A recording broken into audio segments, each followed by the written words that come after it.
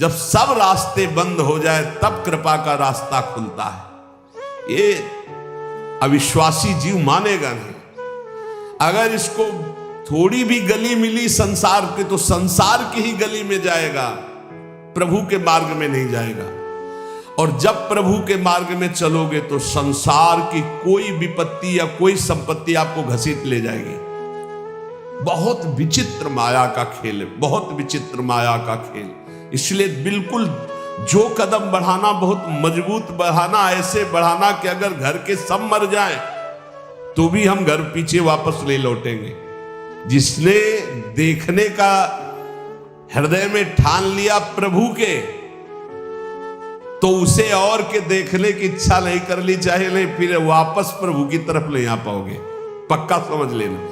या तो ये पूरे जीवन की बात कह रहा हूं, या तो ऐसी विपत्ति आएगी कि आपको भागना पड़ेगा, या ऐसा प्रलोभन आएगा। प्रलोभन भी आता है, बहुत जोर का प्रलोभन आता है। कितनी जगह ऐसे प्रलोभन आते हैं साधक के मार्ग में। प्रलोभन और भय, इन दोनों का त्याग करके जो भगवत मार्ग में बढ़ता है वही आगे जाकर के जान पाता है कि संकट, विपत्ति, अपमान, तिरस्कार, संसार सब ठुकरा रहा है, ये भगवान की कृपा है। समझ पाएगा कोई कृपा है? लगता है ये कोई कृपा है? कृपा है, नमस्कार, प्रणाम, माला पहनाया जा रहा है, अनुकूलता है, भोग सामग्री, जय जयकार, ये कृपा है? नहीं, ये कृपा नहीं।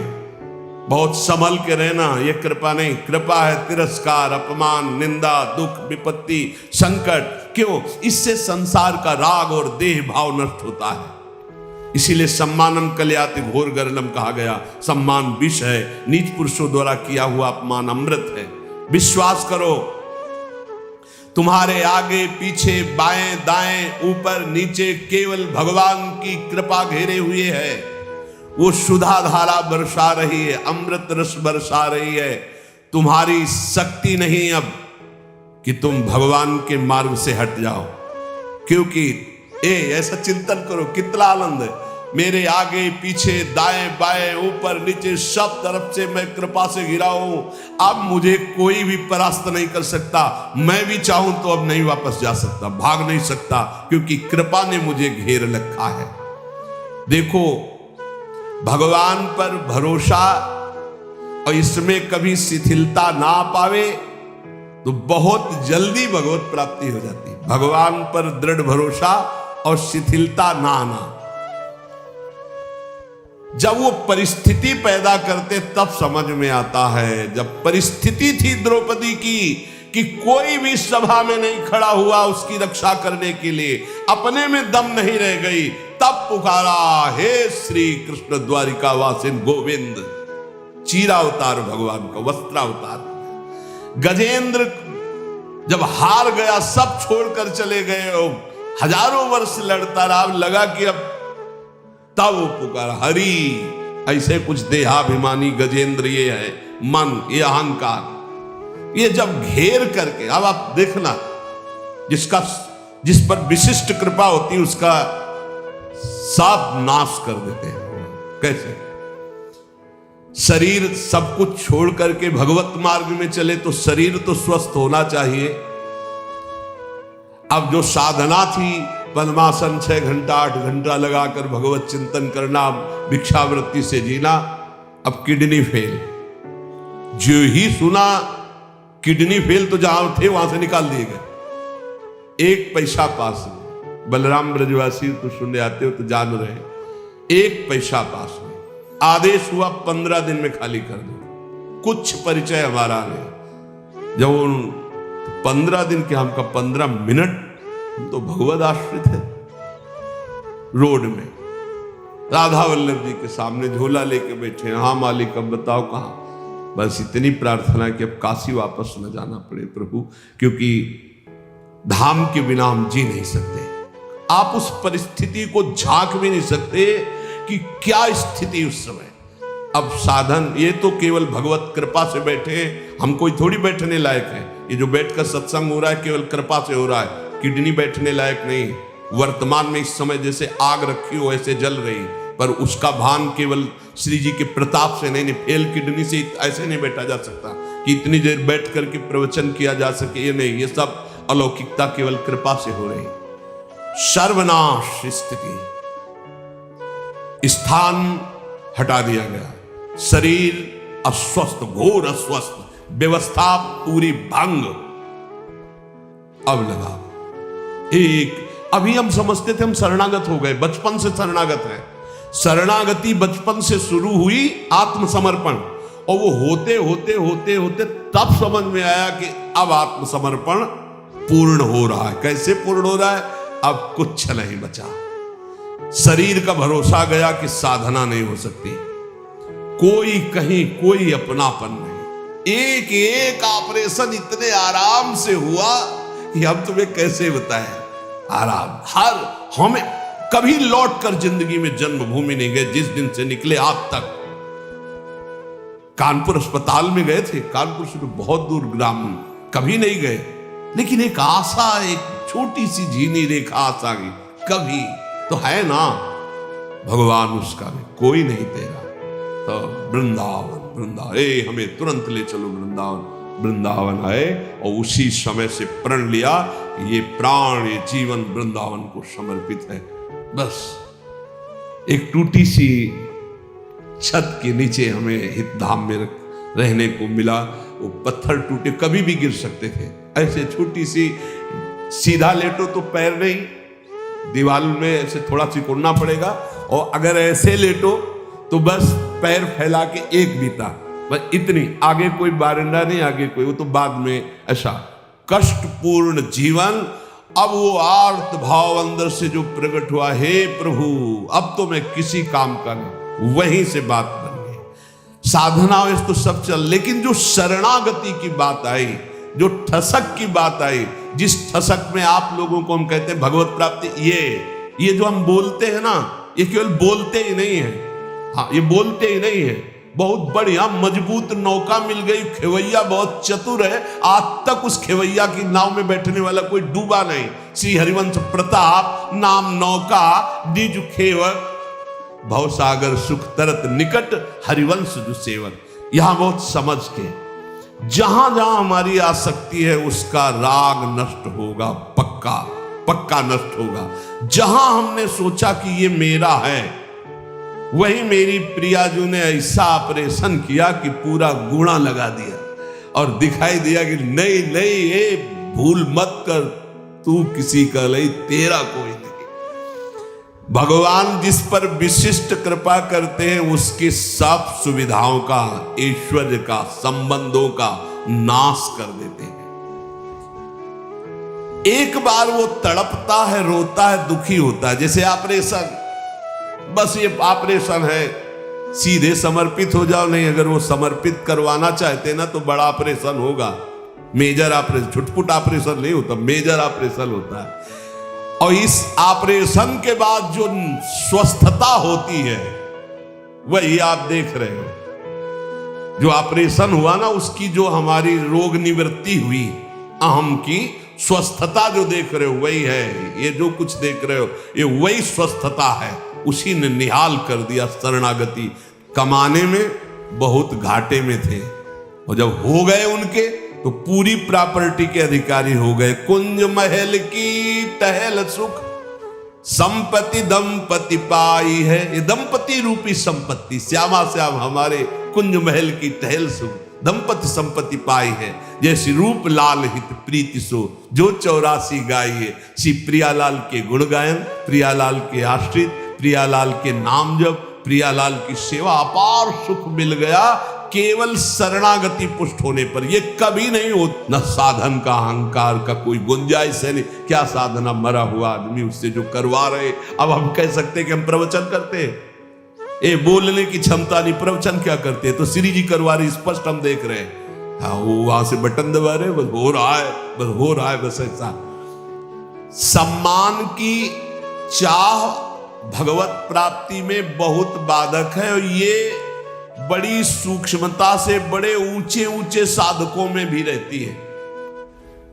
ये बहुत बहुत विचित्र बात है। सम्मान की चाह बड़े ऊंचे ऊंचे साधकों में रहती, बड़ी कृपा हो जाए तो इस सम्मान का भाव नष्ट हो जाए, नहीं तो ये बहुत सूक्ष्म रहता है। यही है सम्मान रूपी जहर का नशा चढ़ रहा है, जहर चढ़ रहा है। ये भगवत प्राप्ति में बहुत बाधक है। और जब भगवत प्राप्त हो जाता है, इस कोटि का सम्मान मिलता है, तो उसको सब भगवान की लीला, वो इस पर कोई भी महत्व नहीं होता। चाहे कोई गाली दे तो बुरा नहीं, और कोई प्रणाम नमस्कार करके प्रशंसा करे तो कोई भला नहीं। वो एक अलौकिक स्थिति होती है। भगवान के नाम पर अपने व्यक्तित्व की पूजा कराना, ये भगवत प्राप्ति से विमुख कर देने वाली बहुत बड़ी कमजोरी है। इसलिए इसको पहचानो अपने अंदर, चाहे गृहस्थ हो चाहे विरक्त हो। जब हम भक्ति करते हैं तो हम कुछ विशिष्ट हैं, अपने व्यक्तित्व की पूजा कराने की भावना अंदर बैठ जाती है। उसमें अहम पूजा करवाना चाहता। पूजा का मतलब आरती से ही नहीं है, मतलब सम्मान देना, आओ आओ आओ, विशेष अधिकार, विशेष सम्मान, विशेष। ये कमजोरी बहुत जोर की होती है। ये कमजोरी भगवान की प्राप्ति नहीं होने देती है। वो इस कमजोरी को अपनी कमजोरी ना मानकर बड़ी ऊंचाई मानता है। हम आपसे प्रार्थना करते हैं, यदि कहीं भी सम्मान की प्रियता हो तो इसे भगवान के बल से हटा दो, नहीं तो ये विघ्नों का जाल फैला देगी। अपने लक्ष्य से ये आपको हटा देगी, अग्रसर होने में बाधा पहुंचा देगी। कठिनाइयां आ जाएंगी आपके मार्ग में जिसे आप नहीं हटा पाएंगे। इसलिए आपसे अनुरोध है कि यदि कहीं किसी के अंदर भजनानंदी सुनने का, अपने को बड़ा भगत है ऐसा सुनने का, मान सम्मान पाने का, तो इसका त्याग कर दो, बहुत जल्दी आनंद की प्राप्ति होगी। जब मनुष्य केवल संसार के अनुकूल भोग पदार्थों की प्राप्ति में भगवान की पूजा का फल मानता है, तो बड़ी भारी चूक कर बैठता है। पहला सम्मान, अपनी पूजा करवाना, अहम की प्रतिष्ठा का निषेध। अब यहां कह रहे हैं कि जब कोई उपासक अपने जो चाहा वो हो गया, इसमें भगवान के भजन का, भगवान की पूजा का, भगवान की कृपा का फल देखता, मैं जो चाहता हूं हो जाता है, बोले भारी भूल हो रही है। ये भूल आपको भगवान से विमुख कर देगी। भगवान की कृपा सभी पर, सभी अवस्थाओं पर बरसती है, पर जो अपनी अनुकूलता का भोग करते हैं, जिनकी बुद्धि अनुकूलता में भगवान की कृपा को तौलती है, वो माया के मोह बंधन में, भोगों में फंस जाते हैं। भोगों में फंस करके फिर उनका भजन लुप्त होने लगता है, फिर भजन मार्ग गुप्त हो जाता है। भजन मार्ग कहां प्रकाशित होता है? यहां हृदय में। हृदय में भजन मार्ग प्रकाशित होता है, बाहर दौड़ना भजन मार्ग नहीं। हृदय में अंतर्मुख होकर के निरंतर अपने परमात्म चिंतन में लगे रहना। सबसे बड़ी गलती है भोगों की, मान की अनुकूलता प्राप्त होने पर भगवान की कृपा मनाना। कभी मत मनाना, नहीं तो जहां प्रतिकूलता आई तो कोसने लगोगे प्रभु को। मनुष्य का भजन, भगवान नाम जप, शास्त्रों का स्वाध्याय, ठाकुर सेवा, इसका फल है भगवान में प्रीति हो जाना। इसका फल है दुख सुख लाभ हानि मान अपमान में समान स्थिति रहना। दुख सुख लाभ हानि मान अपमान में समान स्थिति रहना, यह भजन का फल है। पर जो उपासक मनमानी पूर्ण होने पर भगवान की पूजा भजन की सफलता मानता है, तो जहां भारी प्रतिकूलता हुई ना उसकी सोच उल्टी होने लगती है। ऐसे हमें अतरे दिन सुनने को मिलता है एकांतिक में। तो ये लिखा है, जो सुनने को मिल रहा है वही लिखा है। इतने दिन जल चढ़ाया, इतने दिन पूजा की, हमारे अमुक परिवार के सदस्य को भगवान मार दिए। क्या चला जाता उनका अगर वो ऐसा ना करते तो? जो पहले कृपा भगवान की थी अब वो नहीं रही। वो क्षोभ कर बैठेगा, वो भगवान के मंगल विधान में अन्याय मान लेगा। यहां तक कि फिर उसके हृदय में ऐसी नास्तिकता आ जाएगी कि बिल्कुल सत्य ऐसा ही है। कितने लोगों के भाव बिगड़ जाते हैं ऐसे, जो इनको सही सत्संग नहीं मिला, जो सही भजन में नहीं लगे, उनको ये कह करके वो भगवान के मार्ग से भ्रष्ट हो जाते हैं। इसलिए हमारी कामनाओं की पूर्ति हो तो भगवत कृपा, ये मानना छोड़ दो। मनुष्य को सफलता मिलती है शुभ कर्म से, और असफलता मिलती है अशुभ कर्म पाप से, और भजन से बल मिलता सफलता असफलता में समान रहना। ये बात समझो, भजन का फल क्या है? भजन का फल सफलता नहीं है, जो चाहे वो मिल गया ऐसा नहीं है। भजन का फल है सुख दुखे समय कृत्वा लाभा लाभौ जया जयो। जय और पराजय में, हानि और लाभ में, सुख और दुख में समान भाव रखना, ये भजन का फल है।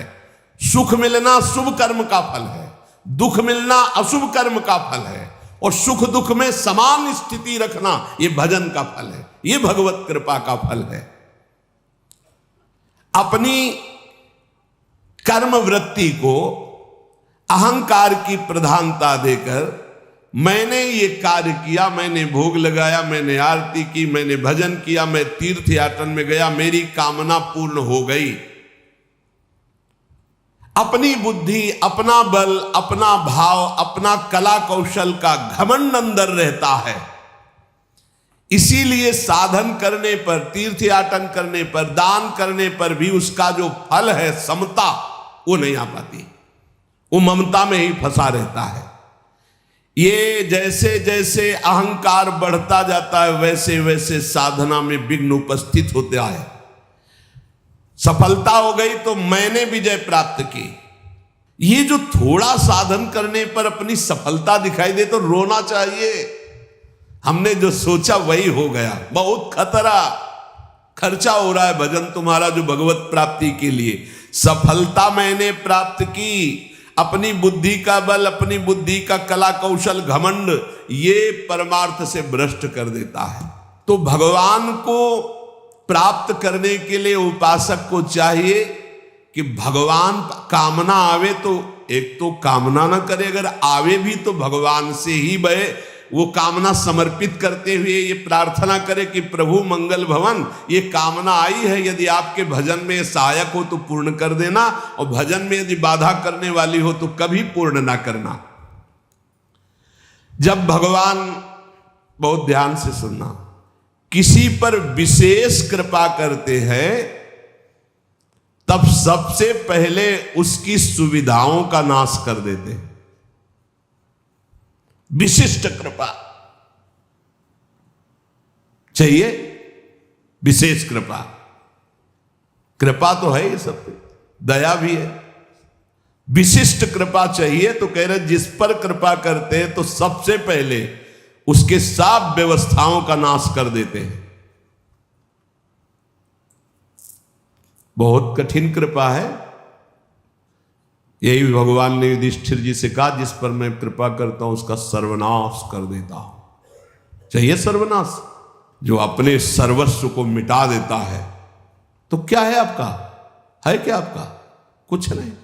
मतलब आपके भ्रम का नाश का मतलब है सर्वनाश। आप समझ लीजिए, डरना नहीं।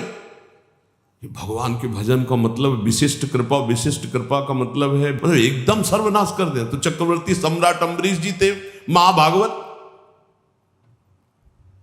और दरिद्रता की हद थी सुदामा जी के यहां, तो सुदामापुरी खड़ी कर दी।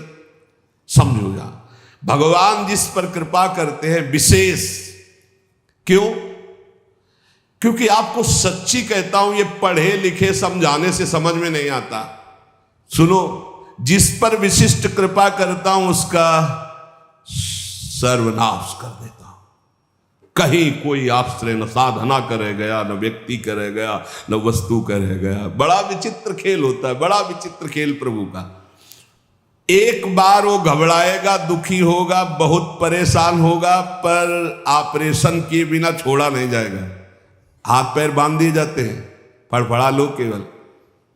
कहां जाओगे अब? कहां जाओगे? भाई नहीं कोई, कहां जाओगे अब? करोगे क्या करोगे? कोई रास्ता ही नहीं है। एक ऐसा प्रभु फांसते हैं, भगवान से प्रार्थना करो कि फांस लें आपको, छुट्टा न रहे आप, बड़ी कृपा हो जाएगी। ऐसा फांस लेते कि उनके सिवा कोई है ही नहीं, करे तो क्या करे, कोई है ही नहीं, कोई मतलब कोई रास्ते नहीं, जाओ तो जाओ कहां, जाओ तो जाओ कहां, कोई रास्ता ही नहीं है। बड़े कृपालु है, बड़े कृपालु है। सब माया मोह का पर्दा फांस करके ऐसे। और सुनो, भगवान उसका अपमान करवाते हैं, भगवान उसका उपहास करवाते हैं।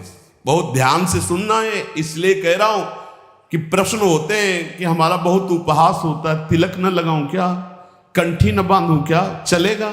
क्योंकि लोग उपहास करते हैं। घर में ऐसा कहते हैं, सेवा न रखूं क्या? तो क्या समझते हो, भगवान के मार्ग में चलने के लिए जब एक संसार का पति वर्ण करती है तो ठसक से सुहाग भर के चलती है, वो किसी के उपहास को डरती है। तुम जगत के मालिक का सुहाग भरे हुए हो, ये तिलक ये कंठी, तुम्हें शर्म आती है इस बात के लिए कि कोई तुम्हें भगत कहकर उपहास करेगा तो तुम कंठी तिलक उतार दोगे? कैसी निष्ठा है?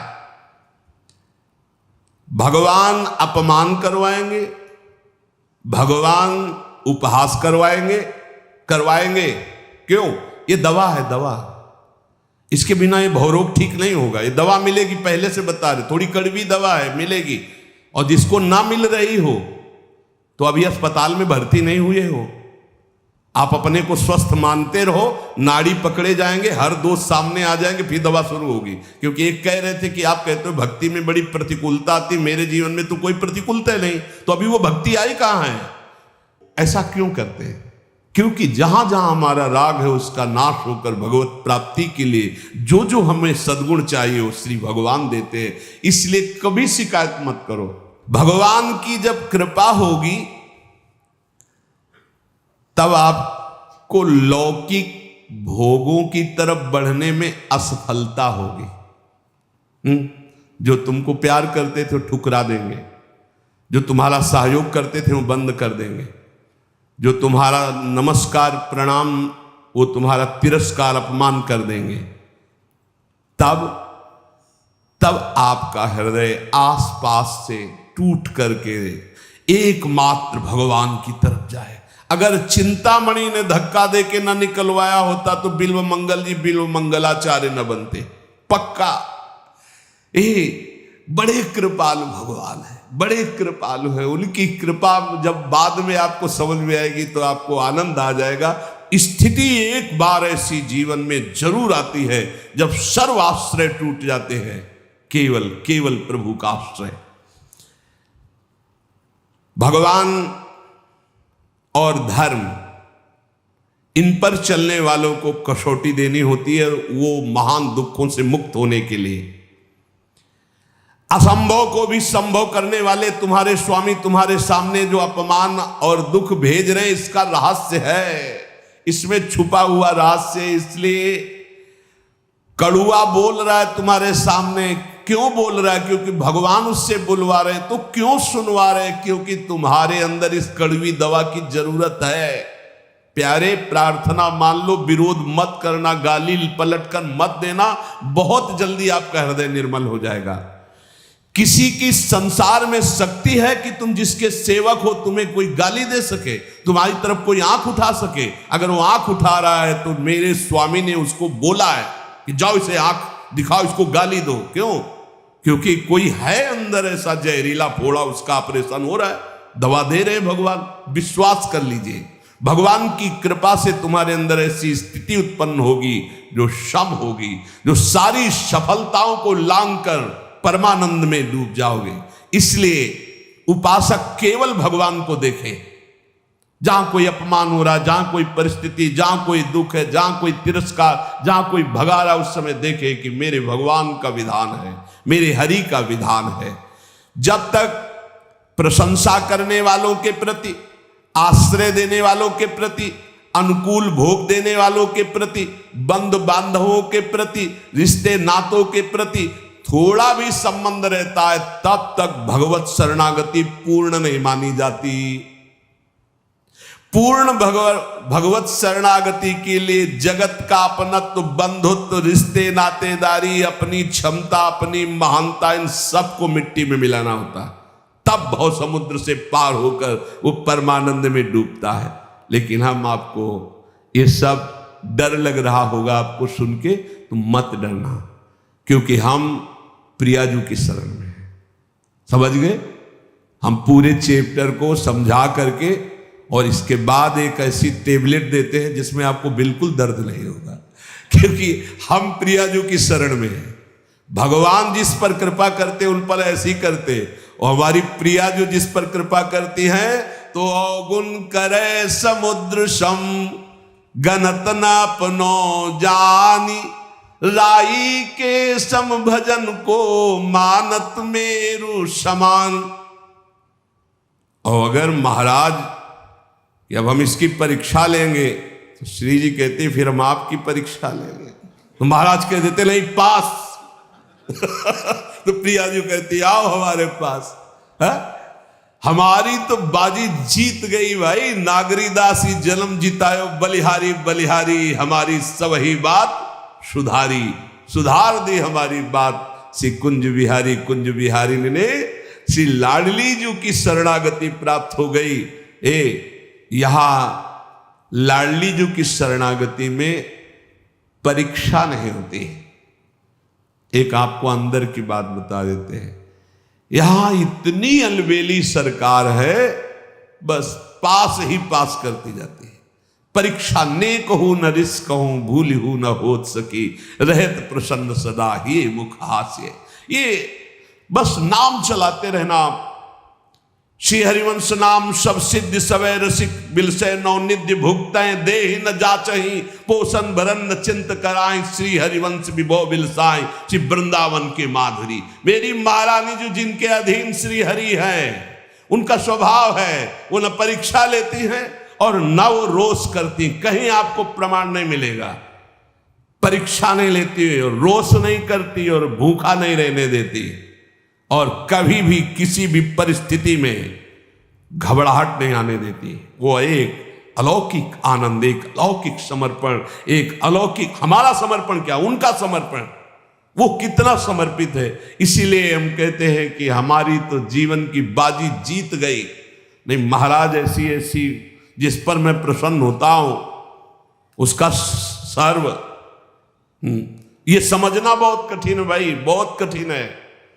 और महारानी जो हर समय प्रसन्न ही रहती, जिस पर मैं प्रसन्न होता हूं, जिस पर मैं कृपा दृष्टि करता हूं, वो हमारी श्री जी कृपालुता, दयालुता, करुणा की समुद्र है। कभी भी कैसे पापी क्यों न हो, हरिवंश नाम जो ले, अलख लड़ेती रीझ के महल खवासी ने।